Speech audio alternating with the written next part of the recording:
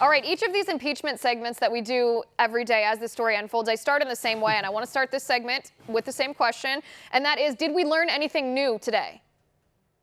No, that's a great question. We've learned absolutely nothing new today. What we have learned is that the Schiff and the Democrats are willing to hinge in articles of impeachment on one man's presumption, the ambassador to the EU, his presumption. And his testimony was incoherent, it was inconsistent. He had said that everybody was in the loop on the idea that there was some sort of quid pro quo. Yesterday Volker testified and said he had no knowledge of any of that, or the day before, Vindman didn't have any knowledge of that. Yesterday, Vindman testified that the transcript was accurate, okay? So the call that he heard was the same call that we heard, and then all he did was talk about his opinions on policy. I mean, this has really turned into an absolute spectacle. I just made a video at the Washington Examiner 13 times that Sondland denied having any knowledge of quid pro quo. And numerous times he said, I presumed. It's a presumption. It's speculation. That's what the Democrats want to hinge impeachment on? You can't make that up. That's impossible to make up. It's terrifying.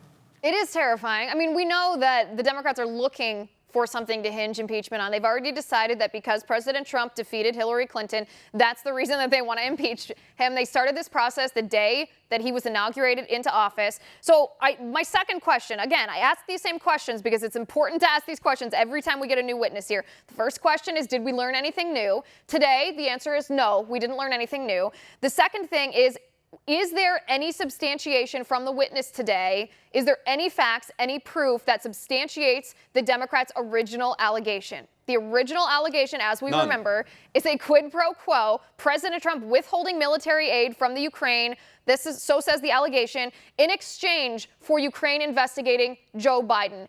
Any proof of that today? None.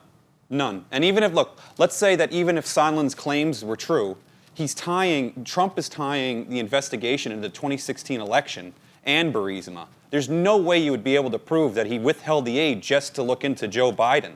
So if you're looking at it and you're saying, well, here's a president who came into office saying, you know what, I'm going to be a little bit tighter with foreign aid.